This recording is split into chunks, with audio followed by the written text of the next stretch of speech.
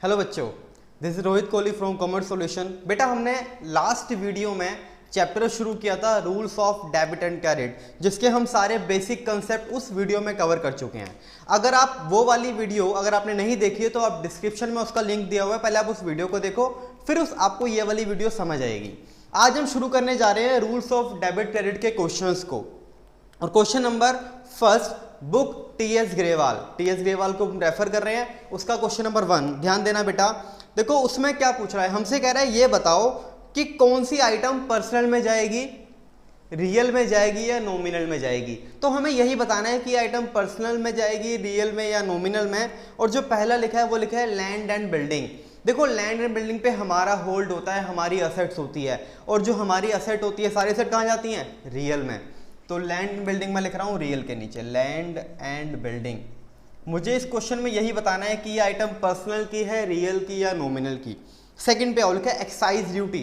Excise duty क्या, जब हम कोई सामान बाहर से मंगवा रहे होते हैं, जैसे हमने किसी सामान को बाहर से दूसरी कंट्री से मंगवाया है, इंपोर्ट किया है, तो हमें उसके ऊपर एक्साइज ड्यूटी पे करनी होती है। ये ना हमारा एक्सपेंस होता है बेटा, excise duty, custom, octroi charges, octroi duty, ये तीनों एक्साइज, कस्टम, ऑक्ट्रॉय, ये तीनों हम बाहर से माल मंगवा रहे हैं, उसके ऊपर एक्साइज ड्यूटी पे करनी पड़ रही है, कस्टम पे करना पड़ रहा है, ऑक्ट्रॉय पे करना पड़ रहा है हमारे लिए, हमारा एक्सपेंस। और एक्सपेंसेस कहाँ जाते हैं, नॉमिनल में जाते हैं। तो नॉमिनल में लिखेंगे एक्साइज ड्यूटी। इसके बाद क्रेडिटर, हमने पढ़ा था लास्ट वीडियो में, क्रेडिटर कहां जाते हैं बेटा, पर्सनल में जाते हैं। लिखो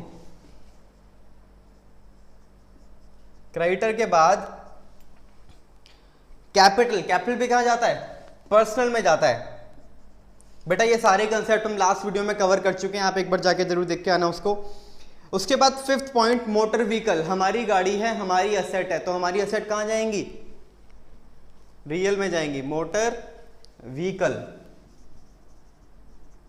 इसके बाद गुडविल, देखो गुडविल हमारी एक इनटेंजिबल असेट होती है, हम देख नहीं सकते, छू नहीं सकते, पर होती ये हमारी असेट्स ही है, तो ये भी कहां जाएगी, रियल में जाएगी गुडविल।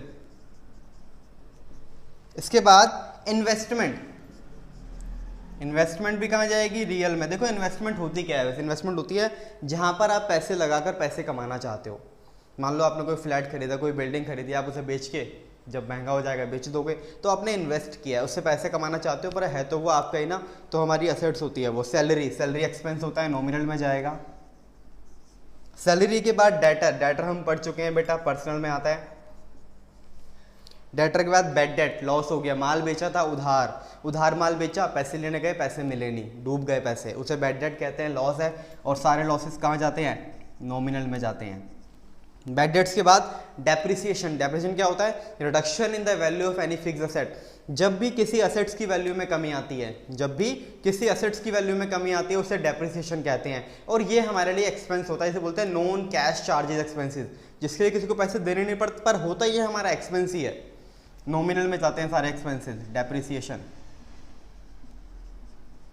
डेप्रिसिएशन के बाद है बेटा वेजेस, मजदूरी देना, ये भी हमारा एक्सपेंस है, ये भी कहाँ जाएगा, नॉमिनल में जाएगा। वेजेस के बाद रिपेयर, ये भी एक्सपेंस है, कुछ ठीक कराया हमने, पैसे देने पड़े। रिपेयर के बाद है रमेश अ डेटर, दोनों बातें लिखी है, नाम भी लिखा है और डेटर भी लिखा है। और ये दोनों ही चीजें कहाँ जाती हैं, पर्सनल में जाती हैं।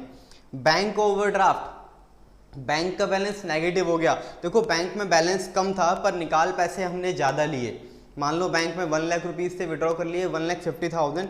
ये एक लिमिट होती है जो बैंक डिफरेंट बिजनेसेस को उनके बिजनेस के टर्नओवर के अकॉर्डिंग देता है, ओवरड्राफ्ट लिमिट, ओडी लिमिट कहते हैं जिसको। तो बैंक ने हमें ज़्यादा पैसे विड्रॉ कर लिए हमने बैंक से, इसलिए बैंक का बैलेंस नहीं है, ये बैंक का ओवरड्राफ्ट बैलेंस है, नेगेटिव बैलेंस है। कहाँ जाएगा, पर्सनल में जाएगा, बैंक ओवरड्राफ्ट।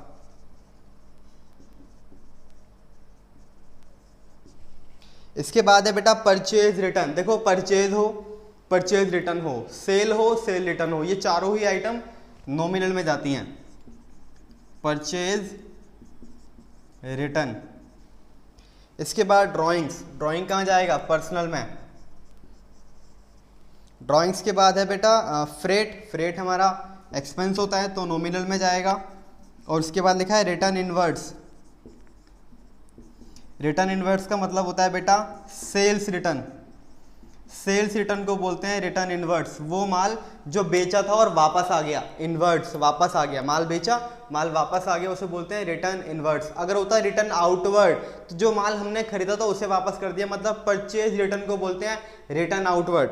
ये था बेटा इस चैप्टर का क्वेश्चन नंबर 1। इसके बाद आप क्वेश्चन देखो क्वेश्चन नंबर 4। फोर्थ क्वेश्चन समझना अच्छे से, बहुत अच्छा क्वेश्चन है क्योंकि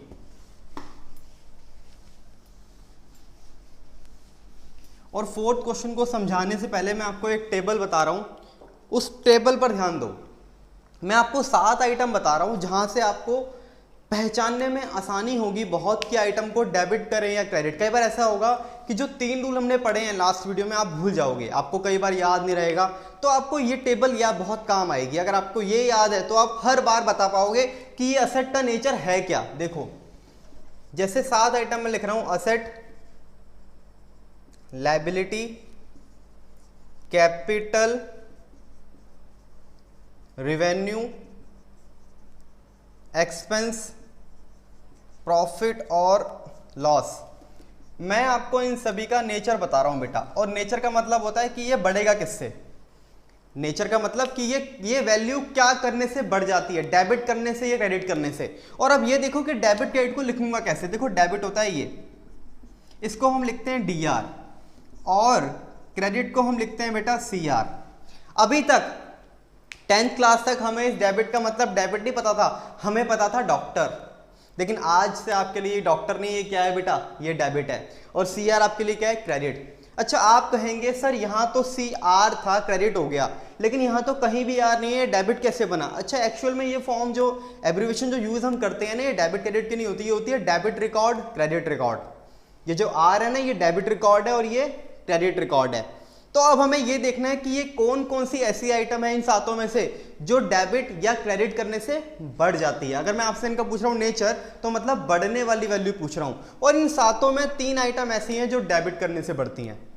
इन 7 में से 3 आइटम ऐसे जो डेबिट करने से बढ़ती हैं, वो क्या क्या है। असेट्स का नेचर डेबिट होता है, डेबिट से बढ़ता है। एक्सपेंस का नेचर डेबिट होता है, और लॉस का नेचर भी डेबिट होता है।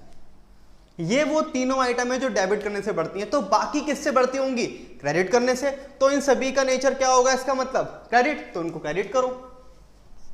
लायबिलिटी क्रेडिट से बढ़ती है, कैपिटल क्रेडिट से बढ़ती है, रेवेन्यू क्रेडिट से बढ़ता है, और प्रॉफिट भी किससे बढ़ता है, क्रेडिट से ही बढ़ता है। ये तो हुआ इनका नेचर। अगर अच्छा मुझसे कोई पूछे ये बताओ ये घटता किससे है, नेचर पूछेगा तो बढ़ रहा है, वो पूछ रहा है नहीं घटेगा किससे, ये बताओ, तो इसका अपोजिट कर दो। इसका मतलब अगर असेट, एक्सपेंस, लॉस डेबिट से बढ़ता है तो घटेगा किससे, क्रेडिट से घटेगा। असेट क्रेडिट से घटता है, एक्सपेंस क्रेडिट से घटता है, और लॉस भी किससे घटता है, क्रेडिट से। तो बाकी सब किससे घटता है बेटा, डेबिट करने से। अगर आपने इस टेबल को याद रखा तो आपको कभी भी किसी आइटम को डेबिट क्रेडिट करने में दिक्कत नहीं आएगी। आपको सिर्फ 3 आइटम याद रखनी है, असेट, एक्सपेंस और लॉस का नेचर क्या होता है। असेट, एक्सपेंस, लॉस का नेचर होता है डेबिट, मतलब वो डेबिट से बढ़ जाते हैं। तो बाकी सब किससे बढ़ता है, क्रेडिट से। और इसका अपोजिट कर दो तो वो उससे घट जाते हैं। अब इसके बाद जो मैं इससे बिल्कुल लिंक जो क्वेश्चन है वो करा रहा हूं, क्वेश्चन नंबर 4, जिसमें हमें यही बताना है कि उन आइटम्स का नेचर क्या है। नेचर पूछ रहा है क्वेश्चन में, क्वेश्चन पे ध्यान देना। क्वेश्चन कह रहा है on which side will the increase in the following account be recorded। और फर्स्ट आइटम लिखा है फर्नीचर।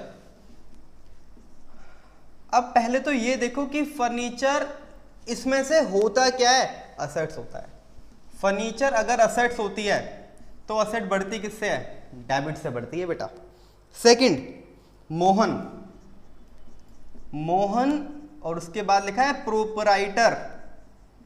प्रोपराइटर कौन, ऑनर, और ऑनर क्या लगाता है, कैपिटल, और कैपिटल किससे बढ़ती है, क्रेडिट से बढ़ती है, देखो लिखा है।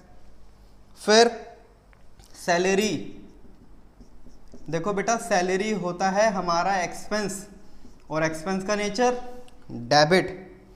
सैलरी के बाद परचेज, हमने पढ़ा है अच्छे से कि परचेज हमारा क्या होता है, एक्सपेंस, और एक्सपेंस का नेचर डेबिट होता है। फिफ्थ सेल्स, सेल्स होता है बेटा रेवेन्यू, और रेवेन्यू का नेचर क्रेडिट।